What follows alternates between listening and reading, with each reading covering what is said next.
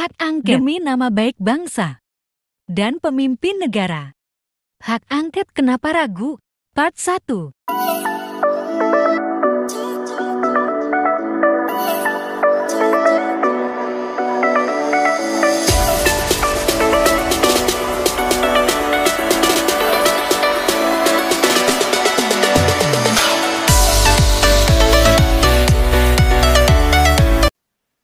Assalamualaikum warahmatullahi wabarakatuh. Salam sejahtera untuk kita semua dan selamat malam para pendengar atau pengikut setia dialektika atau dialog kita malam ini. Malam ini kita akan mencoba untuk sebenarnya membahas tentang apa yang disebut dan dibicarakan sejak bulan-bulan lalu tentang hak angket. Dan saya buat di sini judulnya demi nama baik bangsa dan pemimpin negara. Hak angket itu mengapa ragu? Teman-teman sekalian, sebelum misalnya saya membicarakan tentang masalah hak angket ini, saya sebenarnya memberikan beberapa tema materi. Yang pertama itu misalnya tentang bagaimana harapan saya misalnya ada pengadilan tentang putusan hak konstitusi untuk waktu itu apakah menolak atau menerima usul dari paslon 01 dan 3, dan ternyata akhirnya sebenarnya menolak semuanya. Jadi Mahkamah Konstitusi ternyata menolak semua permintaan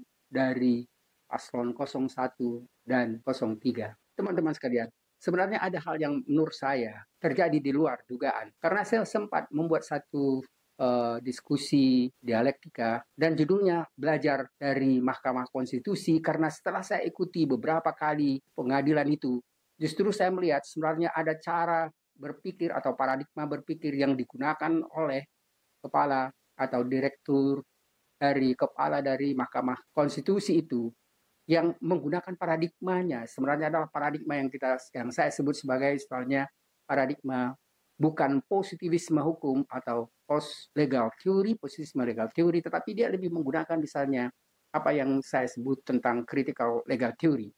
Jadi mencoba untuk misalnya bisa memahami masalah hukum itu lebih luas dan lebih dalam, bukan hanya dari segi formalitas dan positivistik hukum.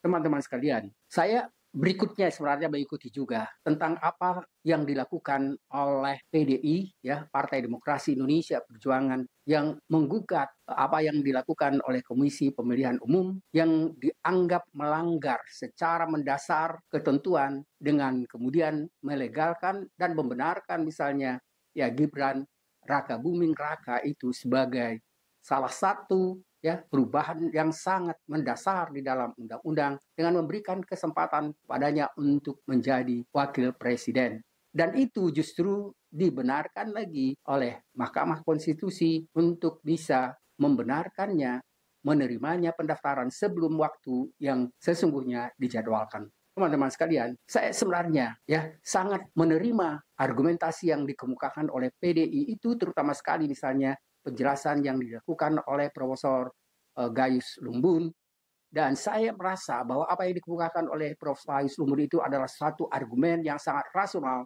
dan bisa diterima secara rasional dan faktual, dan saya lebih setuju argumen dari yang dikemukakan oleh Gayus Lumbun itu daripada misalnya yang dikemukakan oleh Otto Hasibuan.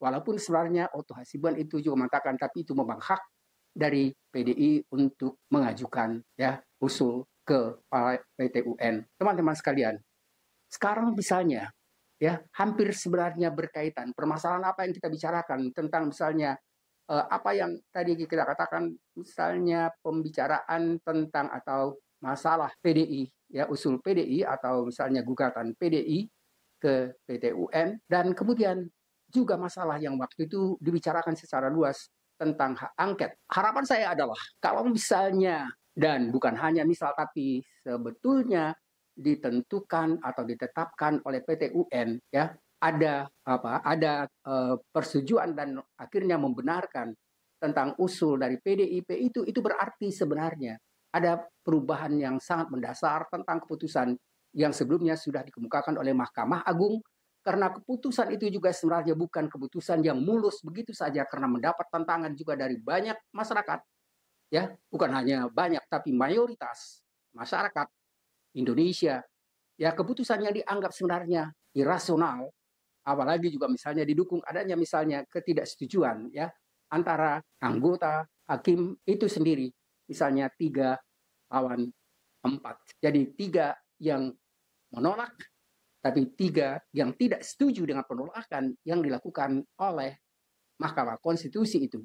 Teman-teman sekalian, jadi kalau misalnya memang itu tidak berhasil, ya yang sekarang saya katakan tidak berhasil itu adalah gugatan dari PDI itu pada PT UN, saya pikir memang secara logis dan menunjukkan kekuatan prinsip dari PDI dan para pendukung 01 dan 03 adalah tetap melakukan apa yang disebut dengan hak angket. Dan itu sebagai usaha yang terakhir untuk menunjukkan bahwa di negara ini masih ada partai, masih ada masyarakat yang sangat luas menginginkan terjadinya demokrasi yang baik, penghargaan terhadap hak azazi itu, dan itu tidak bisa dipermainkan oleh siapapun, termasuk misalnya oleh presiden dan para pendukungnya. Teman-teman sekalian, saya mencoba sebenarnya untuk menjelaskan tentang apa yang saya sebut atau kita sebut tadi dengan bagaimana misalnya satu persoalan penting ini menjadi perhatian besar supaya nanti jangan muncul lagi hal-hal yang sama seperti sekarang. Karena pasti kalau memang akhirnya itu tidak ada modal, katakanlah saja diterima begitu saja, kemungkinan besar untuk selanjutnya memenangkan pemilihan umum untuk menjadi presiden wakil presiden akan lebih mudah dan tidak begitu mendapat risiko dengan mengikuti jejak-jejak apalagi misalnya pemilu yang baru lagi. Teman-teman sekalian, jadi saya katakan bahwa hak angket ini bukti adalah hak angket yang penting sekali sebenarnya, dan itu adalah hak istimewa dari anggota DPR atau parlemen.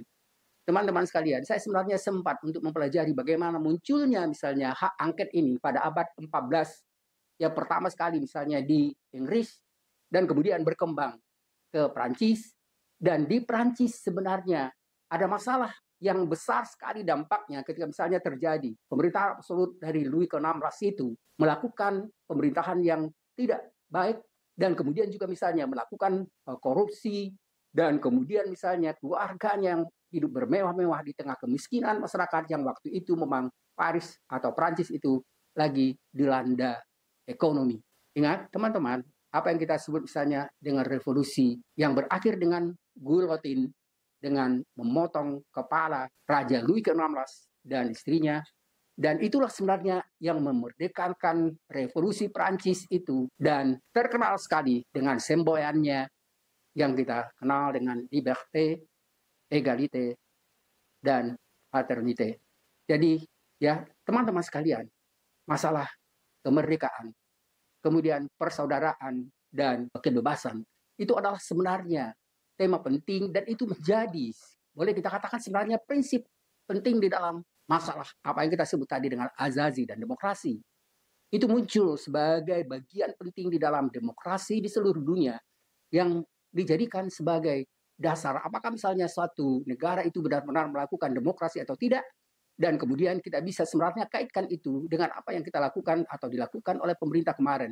Kita misalnya ada pemilihan umum yang menurut sebagian besar orang masyarakat itu adalah terjadi pemilihan umum yang brutal dan paling jelek selama kemerdekaan Indonesia. Saya setuju dan berpendapat seperti itu karena sebenarnya bisa ditunjukkan dengan bukti-bukti yang sangat luas oleh katakanlah misalnya pendukung nomor 1 dan 03, dan sebenarnya itu juga dapat dukungan yang sangat luas dari universitas, lebih dari 200 universitas, dan mahasiswa, profesor, dan kemudian misalnya dari banyak sekali tokoh-tokoh negara, kemudian juga dari ulama, dari pendeta, dan lain-lainnya. Apakah misalnya pendapat yang seperti itu dianggap sepele?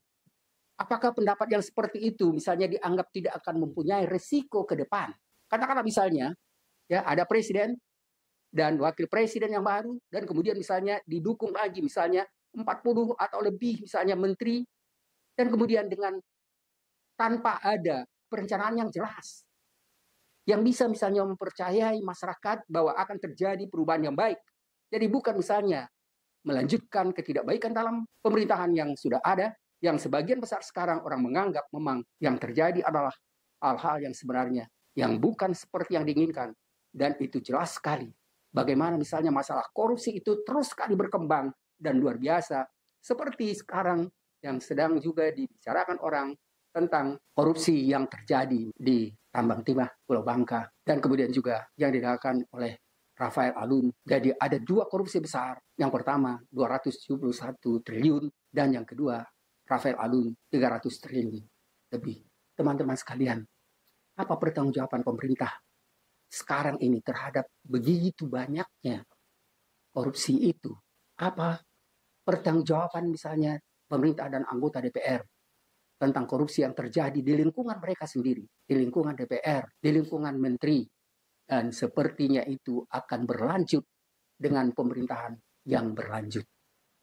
Kalau misalnya menteri-menterinya juga sebagian besar adalah menteri yang sekarang misalnya korupsi, tidak memiliki kapasitas intelektual yang memadai untuk bisa misalnya mengembangkan ya dan menyelesaikan masalah-masalah yang sudah begitu rumit, saya ragu bisa mengharapkan adanya masa depan yang lebih baik bagi negara dan bangsa ini. Teman-teman sekalian, ini sudah cukup untuk tahap pertama atau katakanlah misalnya untuk sesi pertama pembicaraan kita tentang hak angket, dan nanti akan kita lanjutkan lagi pada sesi berikutnya atau sesi kedua. Teman-teman sekalian, ini adalah bagian pertama dari pemahaman dan penjelasan kita tentang hak angket. Itu terima kasih atas perhatian teman-teman siswa yang setia mengikuti dialog kita. Selamat malam. Mudah-mudahan bermanfaat untuk pembahasan dan pemikiran kita ke depan. Terima kasih. Assalamualaikum warahmatullahi wabarakatuh.